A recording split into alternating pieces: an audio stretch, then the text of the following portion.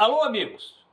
Uma quarta-feira para você marcar um compromisso com o Centro Esportivo da Univates, o Complexo Esportivo da Univates.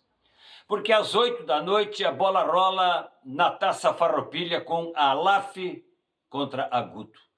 É o último jogo desta fase que a LAF joga em casa. E o Agudo é um time agudo, é um time de ponta e precisa da presença do torcedor. Hoje, a bola rola às 8 da noite. Os ingressos já estão aí no site da LAF, você pode já adquirir antecipadamente, ou lá, na portaria do Complexo Esportivo. O que você não pode deixar de fazer é não ir. Vamos lá, vamos prestigiar.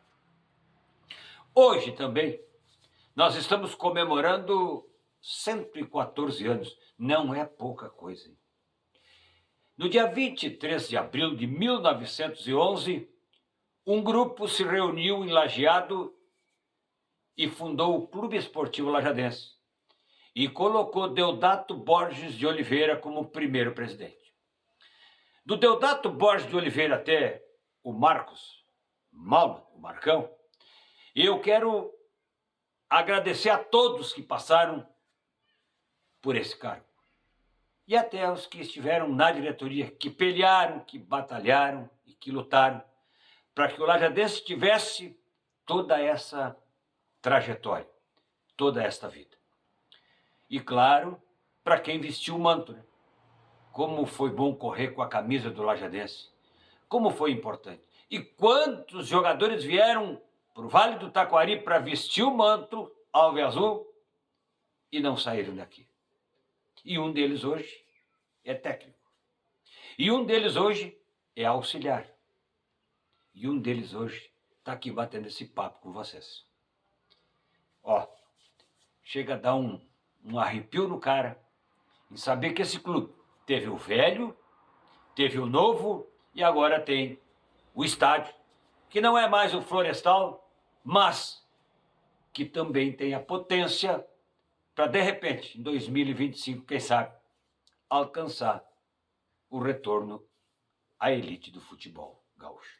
Parabéns, querido Clube Esportivo Lajadense.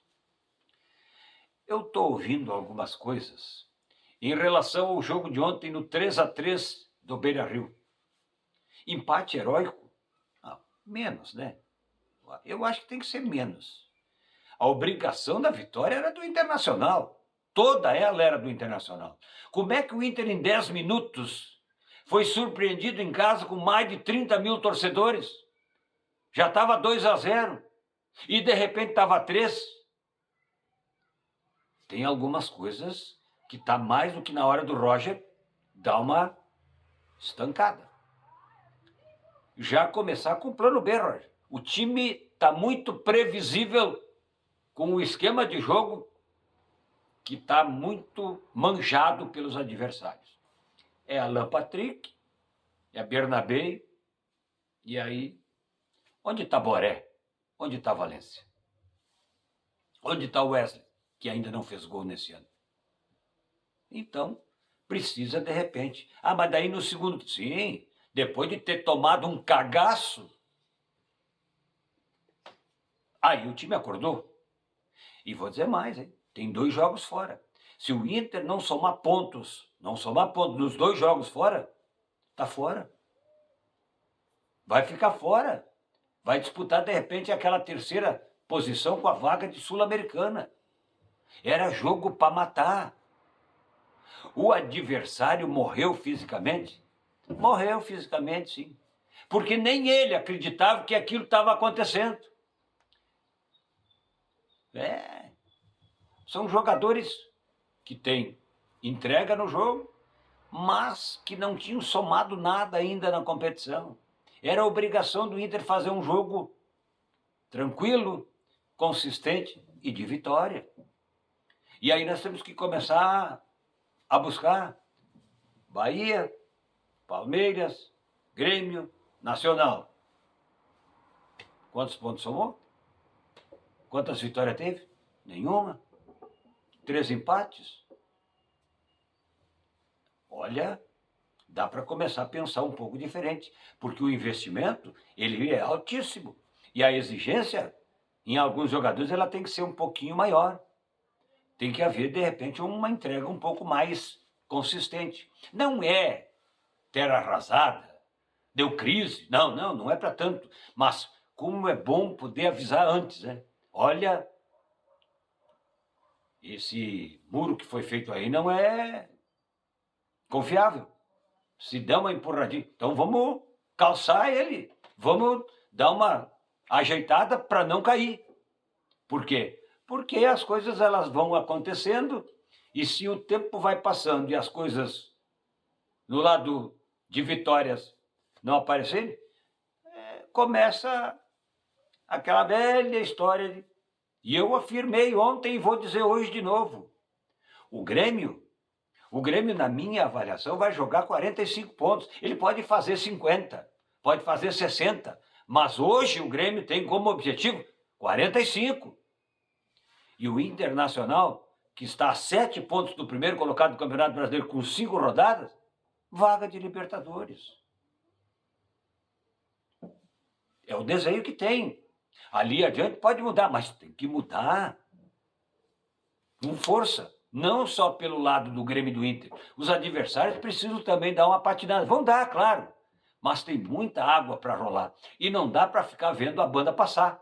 Ou ir à praça, como antigamente, dar milho aos pombos. Tem que começar a pegar um pouco mais.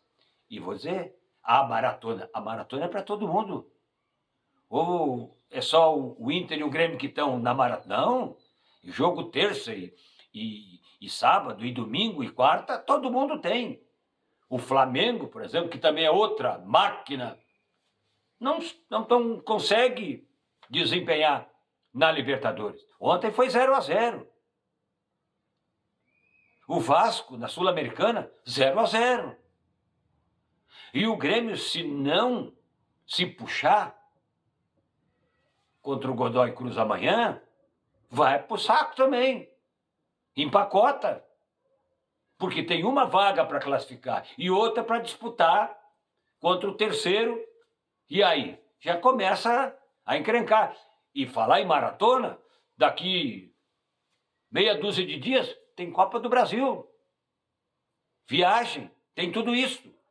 Então precisa conscientizar o grupo de que não é só a casa mata que tem que ser cobrada, não é só a diretoria que tem que ser cobrada. Os jogadores precisam entender que eles são atletas.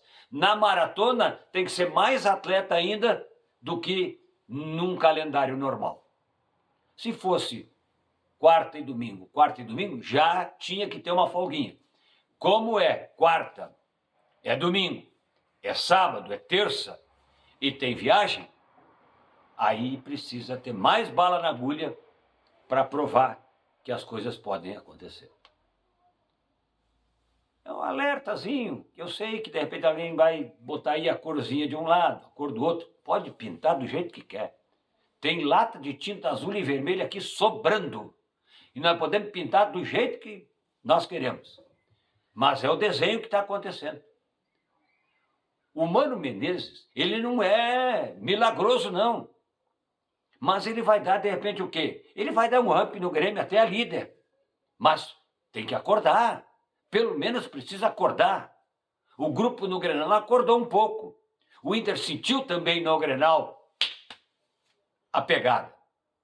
Quando o Inter conseguiu ter o trabalho da bola e andar ela um pouco mais, funcionou. Quem foram os jogadores do Inter que fizeram o diferente? Fernando, que é extra classe. O Alan Patrick teve desempenho. Beleza, é extra classe. E aí? Onde nós vamos? Quem mais? Os que entraram, claro, eles acrescentaram.